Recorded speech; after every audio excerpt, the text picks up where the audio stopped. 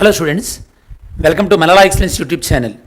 ఈరోజు మనం మాట్లాడుకోబోతున్నటువంటి టాపిక్ ఏంటంటే ఇంటర్నేషనల్ ఆర్గనైజేషన్, అంతర్జాతీయ సంబంధాలు అని చెప్పేసి, ఓకే, లేదా అంతర్జాతీయ సంస్థలు. ఇది మనకి గ్రూప్ 1 ప్రిలిమ్స్ పాయింట్ ఆఫ్ వ్యూలో మనకి రెండు లైన్స్లో ఇవ్వడం జరిగింది స్టూడెంట్స్. ఫస్ట్ లైన్లో ప్రిలిమ్స్లో ఏమి ఇచ్చారంటే the events of national, international and regional importance అని ఇచ్చారు. ఇంకొకటి ఇంటర్నేషనల్ రిలేషన్స్ అని ఇచ్చారు.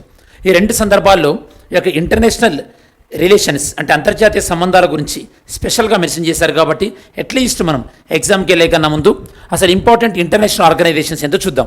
ఓకే, ఇది బేసికలీ మనం 2 పార్ట్స్లో రాబోతుంది.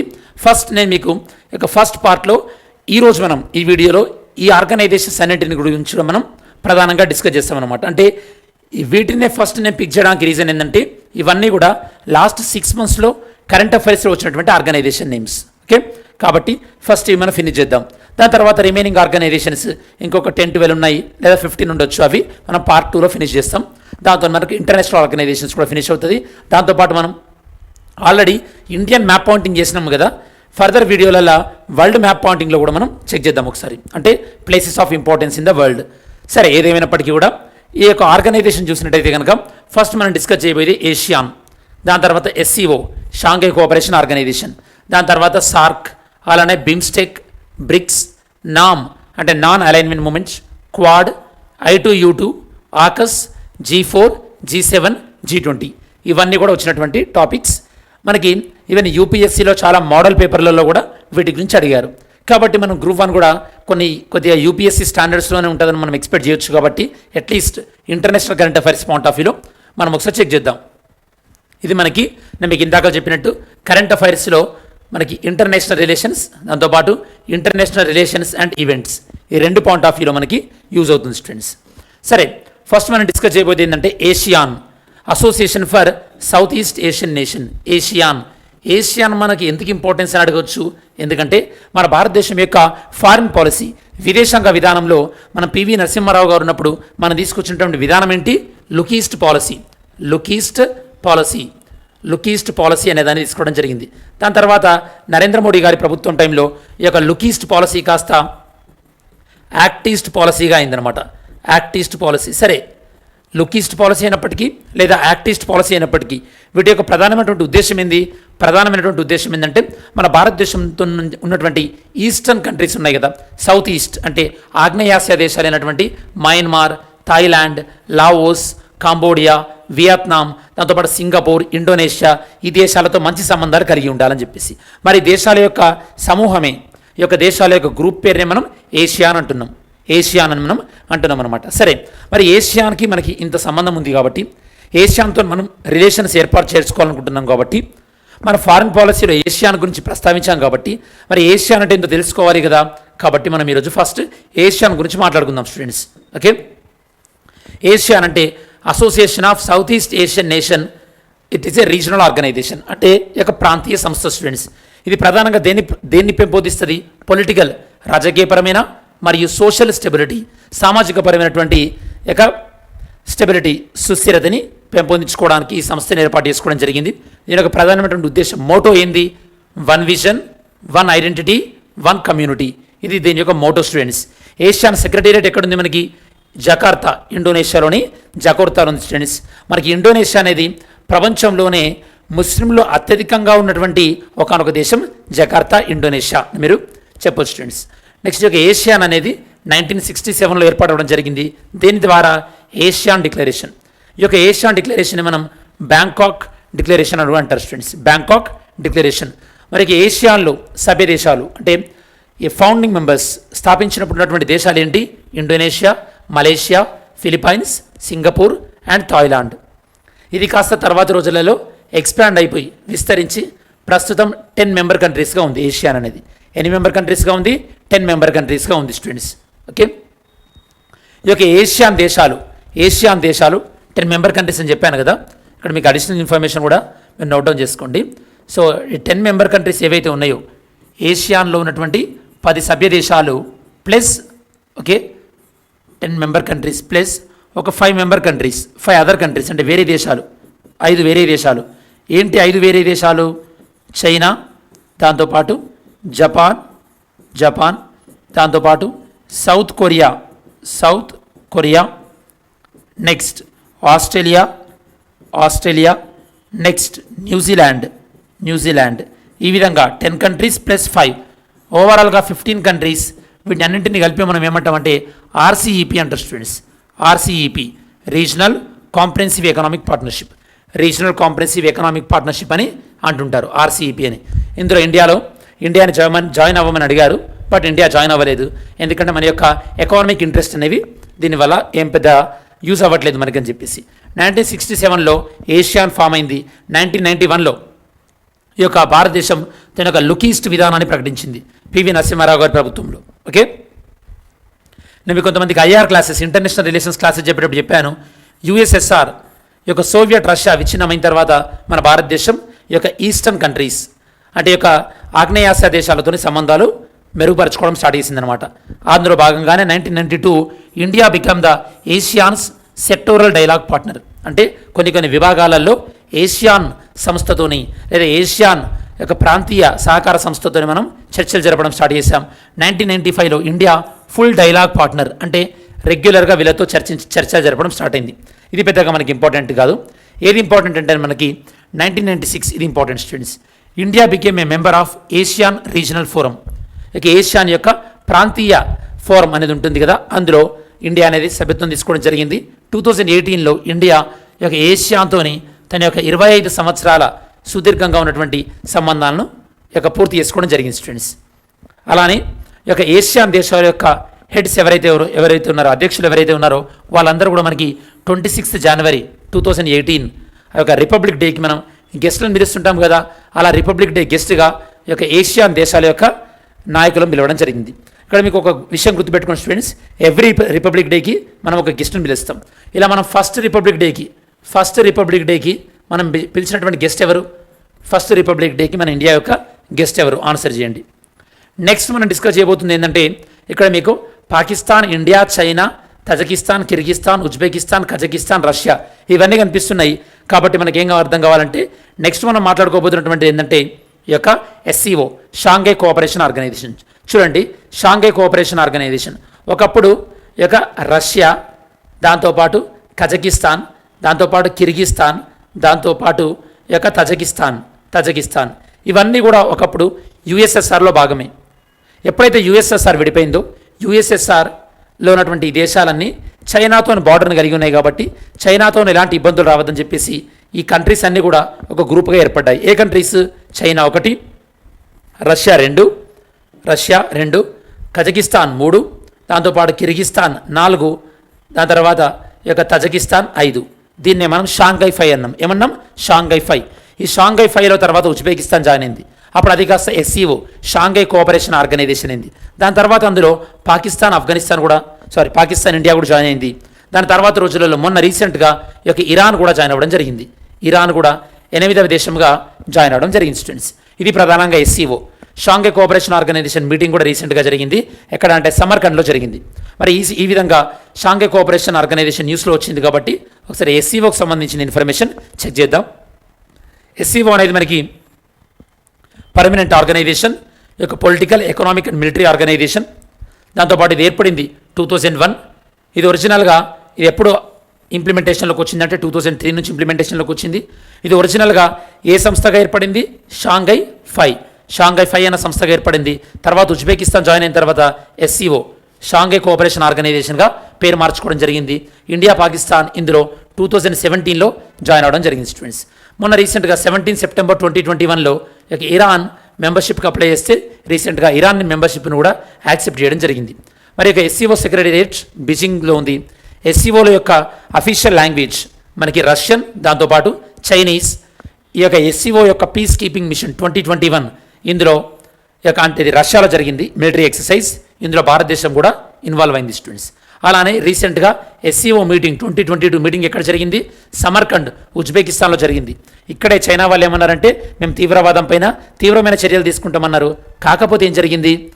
అదే తీవ్రవాది అంటే పాకిస్తాన్ ఎంకరేజ్ చేస్తున్నటువంటి ఒక తీవ్రవాది సాజిద్ మిర్ అనేటటువంటి తీవ్రవాదిని అంతర్జాతీయ తీవ్రవాదిగా గుర్తించండి అంటే కనుక మళ్ళీ చైనా మన భారతదేశానికి అడ్డుకట్ట వేయడం జరిగింది.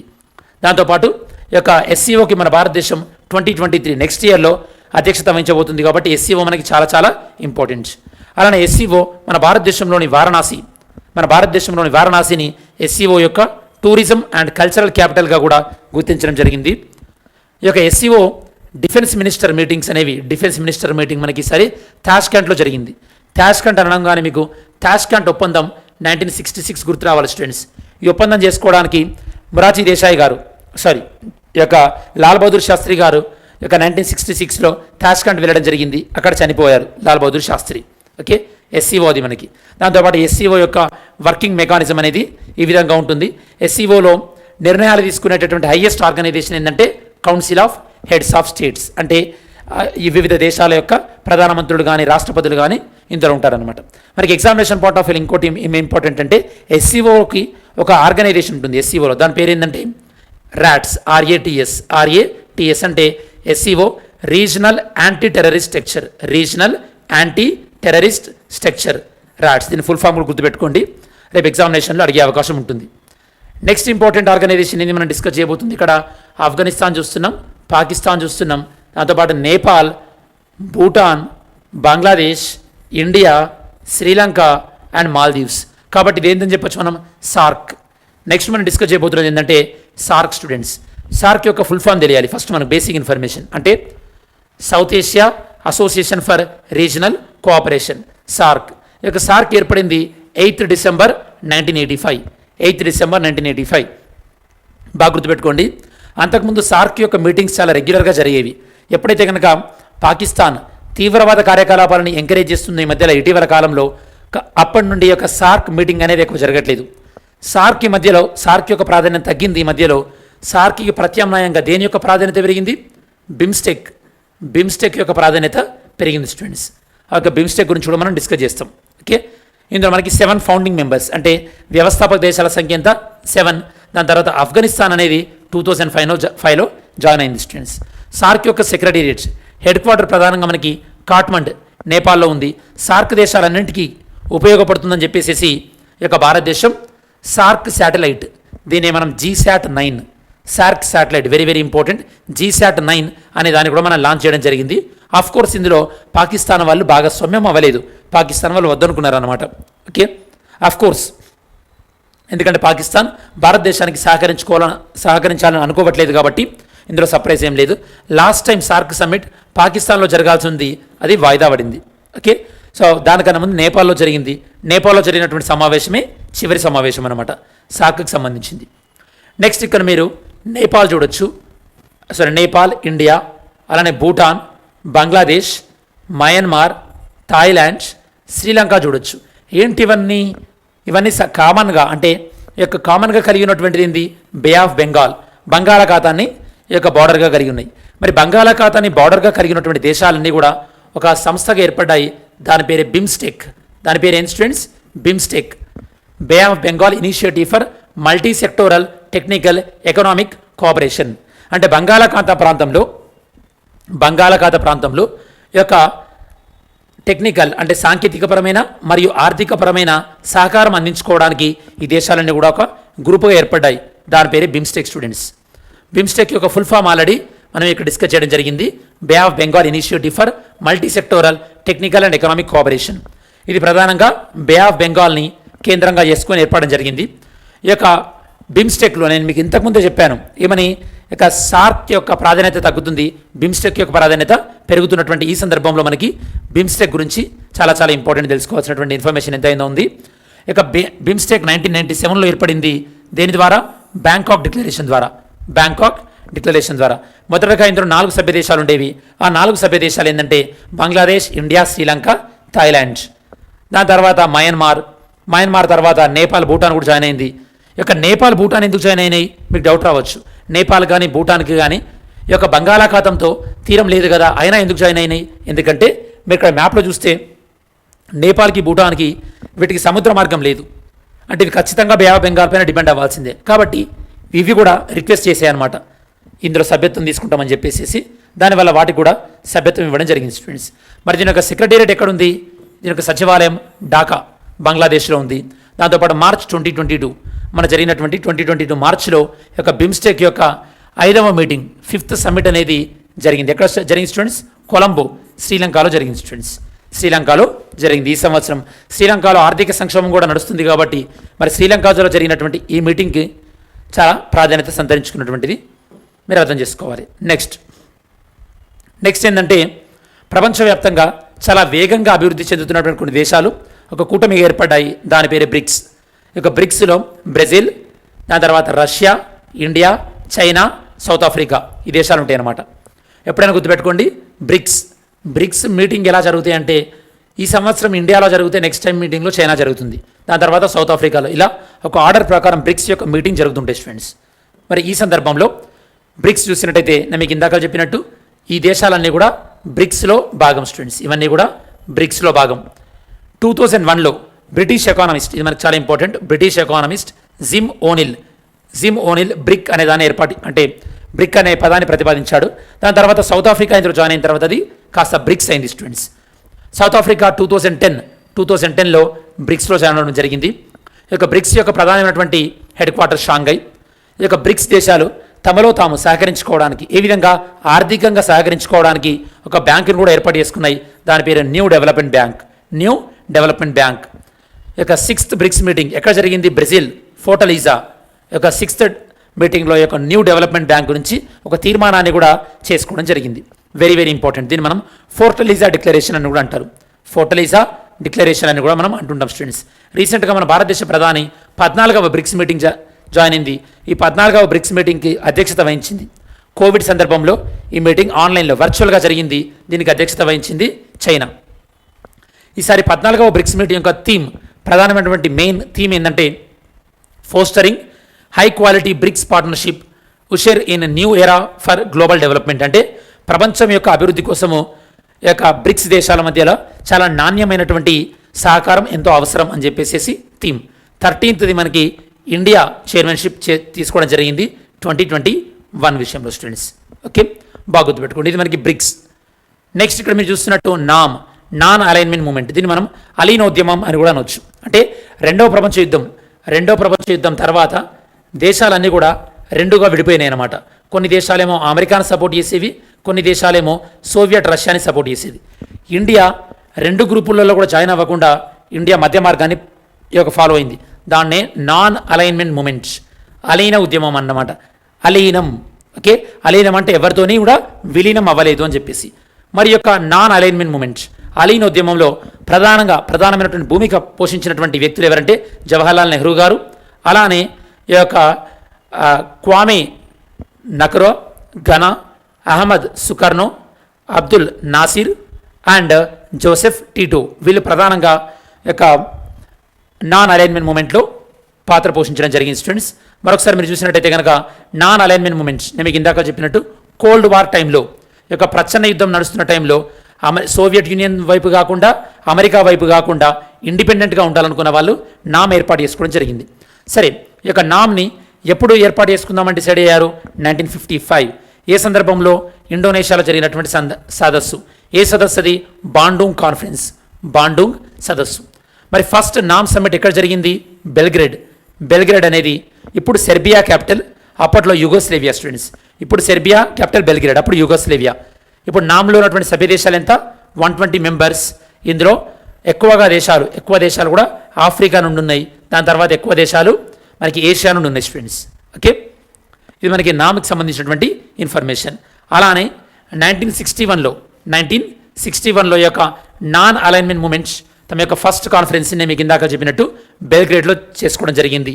యొక్క ప్రధానమైనటువంటి లీడర్స్ ఇందులో ఎవరో మనకి ఎక్స్ప్లెయిన్ చేశాను ఆల్రెడీ. మన భారతదేశం నుండి ఇందులో ప్రధాన పాత్ర పోషించింది ఎవరంటే జవహర్లాల్ నెహ్రూ గారు. ఈ యొక్క రీసెంట్గా అజర్బైజాన్లో యొక్క 18th సమ్మిట్ అనేది జరిగింది స్టూడెంట్స్, నామ్. ఓకే, ఈ యొక్క అజర్బైజాన్ నామ్కి 3 సంవత్సరాల పాటు అధ్యక్షత వహిస్తుంది till the 19th summit 2022. Okay, 2022లో ఇప్పుడు మనకి ఈ సంవత్సరంలో 19th సమ్మిట్ జరగబోతుంది. అప్పటి వరకు అజర్బైజాన్ అనేది ఈ యొక్క నామ్కి అధ్యక్షత వహిస్తుంది students. Next India, Japan, USA and Australia. ఇక్కడ మీరు చూస్తున్నట్టయితే కనుక ఇది ప్రధానంగా ఏ ఏరియాను కవర్ చేస్తున్నారు? వీళ్ళు కవర్ చేసేది ఏంటంటే కనుక పసిఫిక్ మహాసముద్రాన్ని కవర్ చేస్తున్నారు. మరి ఈ పసిఫిక్ మహాసముద్రంలో ఎక్కువగా ఎవరు డామినేట్ చేద్దాం అనుకుంటున్నారు? ఇక చైనా డామినేట్ చేద్దాం అనుకుంటుంది. కాబట్టి చైనా డామినేట్ని తగ్గించడానికి కోసం అని చెప్పేసి ఈ దేశాలన్నీ కూడా ఒక గ్రూప్గా ఫామ్ అయ్యాయి. ఆ గ్రూప్ పేరే మనం క్వాడ్ అంటున్నాం స్టూడెంట్స్. ఆ గ్రూప్ పేరే క్వాడ్. క్వాడ్ అంటే 4, మనం క్వాడ్రిలేటరల్, చతుర్భుజం అని అంటుంటాం కదా, అలా అనమాట. మరి క్వాడ్స్, ఈ వీడియోలో మనం క్వాడ్ గురించి డిస్కస్ చేస్తాం. దాంతోపాటు ఇలానే ఇండియా, దాంతో ఇటువైపు వెళ్తే కనుక మీకు యుఏఈ, దాని తర్వాత ఇజ్రాయిల్, దాని తర్వాత మళ్ళీ ఫర్దర్గా వెళ్తే కనుక యుఎస్ఏ. ఓకే, ఈ మధ్యలో ఈ దేశాలు కూడా క్వాడ్ 2.0, దీన్ని మనం వెస్టర్న్ క్వాడ్ అని కూడా అంటారు. క్వాడ్ 2.0 కూడా ఏర్పాటు చేసుకోవడం జరిగింది. సరే, మనం క్వాడ్ చూసినట్టయితే కనుక క్వాడ్ ప్రధానంగా దేన్ని కంట్రోల్ చేయడానికి కోసం అని చెప్పేసి చైనాని కంట్రోల్ చేసుకోవడానికి కోసం ఏర్పాటు చేసినటువంటి గ్రూప్. ఇందులో ఉన్నటువంటి సభ్య దేశాలు India, China, Japan, Australia. Okay, మీకు ఒక ఇన్ఫర్మేషన్ ఏంటంటే స్టూడెంట్స్, ఈ క్వాడ్ని చైనా వాళ్ళు ఏమంటున్నారంటే యొక్క సౌత్ ఏషియన్ ఆర్ కొన్ని సందర్భాల్లో యొక్క జనరల్గా సౌత్ ఏషియన్ నాటో అని కూడా అంటుంటున్నారు స్టూడెంట్స్. ఇదేంటి? ప్రధానంగా ఇండో పసిఫిక్ సముద్ర ప్రాంతాల్లో ఒక దేశం ఇంకో దేశం కోఆపరేట్ చేసుకోవడానికి అని చెప్పేసి ఈ యొక్క క్వాడ్ అన్న ఐడియాని ఫస్ట్ ప్రపోజ్ చేసింది ఎవరంటే షింజో అబే. చాలా చాలా ఇంపార్టెంట్. రీసెంట్గా షింజో అబే గారు హత్య గురి చేయబడ్డారు. మన భారతదేశ ప్రధాని కూడా మొన్న తన యొక్క లాస్ట్ రైట్స్ అంత్యక్రియలు కూడా వెళ్ళి అటెండ్ అయ్యారు స్టూడెంట్స్. 2020లో యొక్క ఇండియా యుఎస్ జపాన్ యొక్క నేవీ ఎక్సర్సైజ్ చేశారు. ఆ యొక్క నేవీ ఎక్సర్సైజ్ పేరు యొక్క మలబార్ నేవీ ఎక్సర్సైజ్, నౌకా ఎక్సర్సైజ్ అనమాట, విన్యాసాలు. మీకు ఇందాక చెప్పినట్టు అదే ఇండియా తన యొక్క వెస్టర్న్ వైపు, పశ్చిమం వైపు యుఏఈతోని కానీ ఇజ్రాయెల్తోని కానీ అలానే యుఎస్ఏతోని కానీ క్వాడ్ 2.0 అనే దాన్ని ఏర్పాటు చేసుకోవడం జరిగింది. ఆ క్వాడ్ 2.0 పేరు I2U2 అంటే 2 ఐలు ఉన్నాయి ఇక్కడ, ఇండియా ఒకటి, ఇజ్రాయెల్ ఒకటి, 2 యూలు ఉన్నాయి, యుఏఈ ఒకటి, యుఎస్ఏ ఒకటి. నేను బాగా గుర్తుపెట్టుకోండి. సో I2U2 అనేది ఇట్స్ ఎన్ ఇనిషియేటివ్. ఈ 4 దేశాలు ఏర్పరచుకున్నటువంటి ఇనిషియేటివ్ అనమాట. ఎప్పుడు ఏర్పడింది? అక్టోబర్ 2021. దేని ద్వారా? Abraham Accords between the Israel and UAE Israel. నార్మల్గా అయితే కనుక ఇవి రెండు కూడా పరస్పరం ఎప్పుడు కూడా ఫైట్ చేసుకునే కంట్రీస్ అనమాట. ఎందుకంటే ఇజ్రాయెల్ ఏమో యూదులు ఎక్కువ ఉండే దేశం, యుఏఈ ఏమో ముస్లింలు ఎక్కువగా ఉండేటువంటి దేశం. ఈ 2 దేశాలకు ఇదివరకు అంటే మంచి సంబంధాలు ఉండేవి కాదు. కాకపోతే రీసెంట్గా ఈ 2 దేశాలు పీస్ఫుల్ రిలేషన్స్ ఉండాలని చెప్పేసి అబ్రహాం ఒప్పందం చేసుకోవడం జరిగింది. దాని తర్వాత ఈ యొక్క యుఎస్ఏ అండ్ ఇండియా కూడా జాయిన్ అయిపోయి దీన్ని యొక్క వెస్ట్ ఏషియా క్వాడ్ అనే దాన్ని ఏర్పాటు చేసుకోవడం జరిగింది స్టూడెంట్స్. దీని యొక్క వర్చువల్ మీటింగ్ అనేది రీసెంట్గా 14th జూలై 2022 ఆన్లైన్లో యొక్క క్వాడ్ 2.0 సంస్థల యొక్క మీటింగ్ కూడా జరిగింది స్టూడెంట్స్. నెక్స్ట్ ఆకస్ అంటే మనకి ఆస్ట్రేలియా యూకే యుఎస్. ఏంటి ఆస్ట్రేలియా యూకే యుఎస్ అంటే కోల్డ్ వార్ నడుస్తున్న టైంలో రష్యాని, సోవియట్ యూనియన్ని కౌంటర్ చేయడానికి కోసం అని చెప్పేసి, అంటే సోవియట్ యూనియన్ని కట్టడి చేయడానికి కోసం అని చెప్పేసి ఈ 3 దేశాలు కూడా ఇక మిలిటరీ ఇన్ఫర్మేషన్ అలానే ఇంటెలిజెన్స్ ఇన్ఫర్మేషన్ షేర్ చేసుకోవడానికి ఆకస్ అనేటువంటి గ్రూప్ని ఏర్పాటు చేసుకోవడం జరిగింది. ఇది రీసెంట్గా యూపీఎస్సీలో కూడా అడిగారు స్టూడెంట్స్ ఈ యొక్క ఆకస్ గురించి అని చెప్పేసి, ఆకస్ అనేటువంటి కూటమి గురించి. మీరు ఎప్పుడైనా గుర్తుపెట్టుకోండి. ఇలాంటి మిలిటరీ అనేవి ఇక్కడ మీరు మ్యాప్ చూసినట్టయితే కనుక నేను ఈరోజు మీకు సేమ్ మీకు ఇందాక నేను మీకు నా గ్రూప్ చెప్పాను కదా, జ్ఞాన్ కోష్ కరెంట్ అఫైర్స్ అని చెప్పేసి, అందులోనే నేను మీకు మెటీరియల్ షేర్ చేస్తాను. దీనికి సంబంధించింది కూడా జ్ఞాన్ కోష్ కరెంట్ అఫైర్స్ అని ఉంటుంది మీకు టెలిగ్రామ్లో, జ్ఞాన్ కోష్ కరెంట్ అఫైర్స్ అని చెప్పేసి. మీకు ఈ యొక్క యూట్యూబ్ లింక్ అంటే యూట్యూబ్ కింద డిస్క్రిప్షన్లో కూడా సంతోష్ రావు సార్ టెలిగ్రామ్ ఛానల్ ఉంటుంది, దాని మీద మీరు క్లిక్ చేయొచ్చు. ఈ పీపీటీని ఈ పీడిఎఫ్ నేను మీకు అప్లోడ్ ఇస్తాను స్టూడెంట్స్, జాగ్రత్త గుర్తుపెట్టుకోండి. ఆకస్ దానికన్నా ముందు ఇంతకుముందు మీరు మ్యాప్ చూసినట్టయితే కనుక ఇందులో మీరు చూడొచ్చు స్టూడెంట్స్, ఏషియాన్ మ్యాప్ ఉంది, ఏషియాన్లో ఏమేమి దేశాలు ఉన్నాయి. అలానే మనకి ఇక్కడ 5 ఐస్ కూటమి ఏమేమి ఉంది. దాని తర్వాత ఇక్కడ మనకి ఈ యొక్క ట్రాన్స్ పసిఫిక్ పార్ట్నర్షిప్, ఇది మనం నెక్స్ట్ వీడియోలో డిస్కస్ చేస్తాం. ఇలాంటి కొన్ని మ్యాప్స్ మీరు రెగ్యులర్గా చెక్ చేయండి. ఈ నెక్స్ట్ 2 days మీకు యూస్ఫుల్ అయ్యే అవకాశం ఉంటుంది. ఆస్ట్రేలియా యూకే యుఎస్ నేను మీకు ఇందాక చెప్పినట్టు వీళ్ళన్నీ కూడా ఒక గ్రూప్గా ఏర్పరచుకున్నారు. ఇలాంటి గ్రూప్ అనేది దీనికి సిమిలర్గా ఉన్నటువంటి కొన్ని గ్రూప్స్ ఏంటంటే 5 అలియన్స్, అంటే 5 దేశాలు తమలో తాము పరస్పరంగా ఇంటెలిజెన్స్ ఇన్ఫర్మేషన్ ఇచ్చుకోవడానికి కూడా ఒక 5 దేశాలు ఏర్పరచుకున్నాయి. ఆ 5 దేశాలు ఏంటంటే Canada, New Zealand, UK, US, Australia. అంటే ఆకస్ ఏమో 3 దేశాలు, వీటికి న్యూజిలాండ్ అండ్ కెనడా కూడా కలిసాయనుకోండి, అప్పుడు దాన్ని మనం ఏమంటామంటే 5 అంటే 5 అంటే నేత్రాలు అన్నమాట. అంటే ఈ 5 దేశాలు ఒక సర్వీలియన్స్ అంటే ఒక ఎలాంటి సర్వీలియన్స్ అంటే మీకు ఈజీ చెప్పాలంటే ఒక నిఘు ఏర్పాటు చేసింది అనమాట దీనిపైన, రష్యా పైన. ఇప్పుడు కోల్డ్ వార్ టైంలో, ఇప్పుడు ఇది పెద్దగా ఉపయోగంలో లేదనుకోండి, అది వేరే విషయం. ఇలా మీరు ఇక్కడ మ్యాప్లో మీరు G8 చూడొచ్చు, G7 కంట్రీస్ చూడొచ్చు, దాని తర్వాత G20 దేశాలు చూడొచ్చు. సో ఇప్పుడు మనం డిస్కస్ చేయబోతుంది ఏంటంటే ఈ యొక్క G4, G7, G20 ఏంటి గ్రూప్స్. G4 ఎప్పుడైనా గుర్తుపెట్టుకోండి. G4 ఏ దేశాలైతే కనుక ఐక్యరాజ్యసమితి భద్రతా మండలిలో శాశ్వత సభ్యత్వం కోసం ప్రయత్నిస్తున్నాయో ఆ దేశాలు 4 దేశాలు ఉన్నాయి. ఒకటి ఇండియా, ఇంకొకటి జపాన్, ఇంకొకటి జర్మనీ, దాని తర్వాత ఇంకొకటి Brazil. Okay, India, Japan, Germany, Brazil ఈ దేశాలన్నీ కూడా ఐక్యరాజ్య సమితి భద్రతా మండలిలో శాశ్వత సభ్యత్వం కోసం ప్రయత్నిస్తున్నాయి. వీళ్ళు ఏర్పాటు చేసుకున్నటువంటి గ్రూప్ పేరే G4. G4 ఎప్పుడు ప్రారంభమైంది స్టూడెంట్స్? 2005లో ప్రారంభమైందనమాట. ఓకే, వీళ్ళు మొన్న రీసెంట్గా కూడా న్యూయార్క్లో మీటింగ్ ఏర్పాటు చేసుకోవడం జరిగింది. ఈ మీటింగ్లో కూడా వీళ్ళు ఏమన్నారంటే ఐక్యరాజ్య సమితి భద్రతా మండలిలో అంటే UN సెక్యూరిటీ కౌన్సిల్లో ఒక సంస్కరణలు తీసుకురావాలి, మా దేశాలకు మెంబర్షిప్ ఇవ్వాలని చెప్పేసి. Next G7. ఓకే, G7 మీరు అంటే మనం టెలిగ్రామ్ ఛానల్లో కూడా చాలా యాక్రోనిమ్స్ కూడా మనం ఆల్రెడీ అంటే కొన్ని అంటే షార్ట్ కట్స్ ట్రిక్స్ని మనం పోస్ట్ చేయడం జరిగింది, చెక్ చేసుకోండి. G7 దేశాలు ఎలా గుర్తుపెట్టుకోవాలి ఇలాంటివన్నీ కూడా. ఓకే, G7లో 7 countries UK, Canada, France, Germany, Italy, Japan and US. ఈ G7 కంట్రీస్ ఇవన్నీ కూడా G20లో పార్ట్. ఈ యొక్క G7లో రష్యా అనేది 1997లో జాయిన్ అయింది. దాని తర్వాత 2014లో రష్యాని ఇందులోంచి బయటకు పంపించేశారు. ఎందుకు? అప్పుడు రష్యా ప్రజెంట్ ఉక్రెయిన్ ఎలా అటాక్ చేసిందో అప్పుడు ఉక్రెయిన్కి సంబంధించినటువంటి క్రిమియా అనే ప్రాంతాన్ని ఆక్యుపై చేసిందని చెప్పేసి రష్యాని ఈ యొక్క G8 నుంచి తొలగించారు. అప్పుడు G8 కాస్త G7 అయింది స్టూడెంట్స్. G7 రీసెంట్గా 48వ G7 మీటింగ్ అనేది 2022లో జరిగింది. సో ఎక్కడ జరిగింది మనకి? ఈసారి మనకి ఈ యొక్క G7 మీటింగ్ జర్మనీలో జరిగింది. దీనికి మన భారతదేశాన్ని కూడా ఆహ్వానించడం జరిగింది. ఇందులో వీళ్ళు ఒక క్యాంపెయిన్ స్టార్ట్ చేశారు. దాని పేరు లైఫ్ క్యాంపెయిన్. లైఫ్ అంటే life style for environment campaign, అంటే సుస్థిరాభివృద్ధి దిశగా ఒక క్యాంపెయిన్ కూడా స్టార్ట్ చేసుకోవడం జరిగింది. దాంతోపాటు వీళ్ళు చైనాని కౌంటర్గా 2027 కల్లా ఒక $600 బిలియన్ సమీకరించాలి అని ఫిక్స్ అయ్యారు. చైనా మనకి belt and road initiative, 1 belt 1 road అన్న ప్రాజెక్ట్ చేస్తుంది కదా, దాన్ని కౌంటర్గా వీళ్ళు ఈ యొక్క partnership for global infrastructure and investment అంటే ప్రపంచవ్యాప్తంగా ఈ యొక్క పెట్టుబడులు మరియు మౌలిక వసతుల కోసం మనం ఒక సహకారాన్ని ఏర్పాటు చేసుకోవాలని చెప్పేసి $600 బిలియన్ ఒక గ్రూప్ని ఏర్పాటు చేసుకోవడం జరిగింది స్టూడెంట్స్. నెక్స్ట్ G20 సభ్య దేశాలు. మీ G20 తీసుకుంటే కనుక G20లో 19 కంట్రీస్ ఉంటాయి. దాంతోపాటు ఒక యూరోపియన్ యూనియన్ అనేది ఉంటుంది స్టూడెంట్స్. దాంతోపాటు ఇందులో IMF ఇంటర్నేషనల్ మానిటరీ ఫండ్, దాంతోపాటు వరల్డ్ బ్యాంక్ రిప్రజెంటేటివ్స్ కూడా ఉంటారు.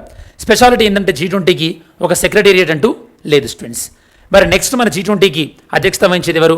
భారతదేశం అధ్యక్షత వహించబోతుంది.